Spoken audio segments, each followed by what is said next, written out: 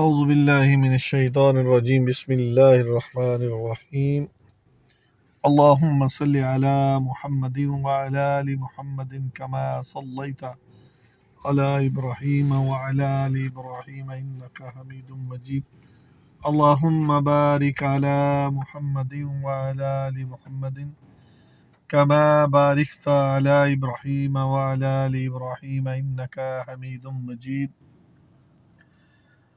अस्सलाम वालेकुम वरहमतुल्लाहि वबरकातुहू। मियाँ लियाकत खिदमत मेज़बान 651 ਤੋਂ ਅੱਜ ਬਸ ਅਚਾਨਕ ਸਾਨੂੰ ਇੱਕ ਸਫ਼ਰ ਕਰਨਾ ਪੈ ਗਿਆ। ਇੱਕ ਸਾਡੇ ਅਜ਼ੀਜ਼ ਫੌਤ ਹੋ ਗਏ, ਉਹ ਕਾੜਾ 12 ਫਾਰਮ ਵਾਲਾ ਚੱਕ, ਉੱਥੇ ਸਾਨੂੰ ਅਚਾਨਕ ਆਉਣਾ ਪਿਆ ਜੀ। ਉੱਥੇ ਤੇ ਸ਼ਦੀਦ ਕਿਸਮ ਦੀ ਅੰਧੇਰੀ ਸੀ, ਆ ਗਈ ਸਾਨੂੰ ਉੱਥੇ।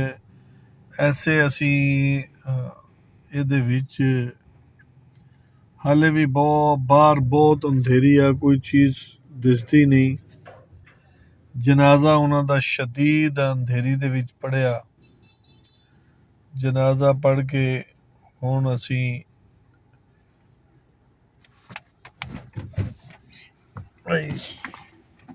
बैठे हैं, जान वास्ते तैयारी कर रहे हैं कि भी असी जाइए। हम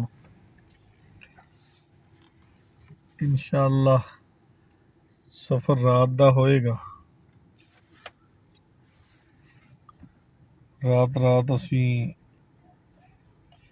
सफ़र करके कोई 400 किलोमीटर का सफ़र बन जाता। इंशाअल्लाह अपनी मंजिल ते पहुंचांगे। अल्लाह खैर करे, अल्लाह आफियत करे सब वास्ते।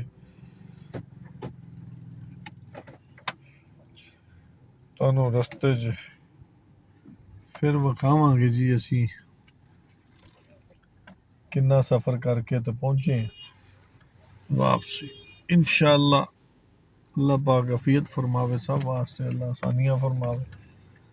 सफ़र का मामला जड़ा ना जी वो इस तरह ही होंदा।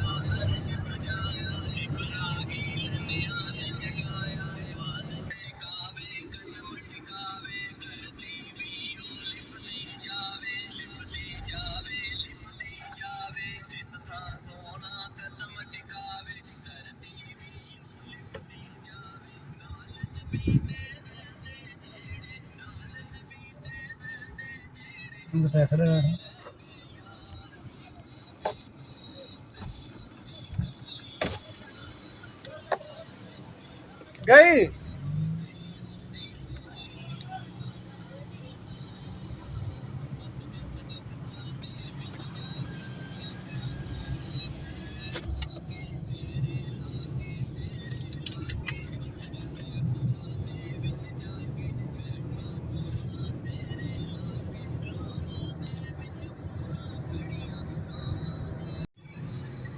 बताए वो पाली वो बोलता है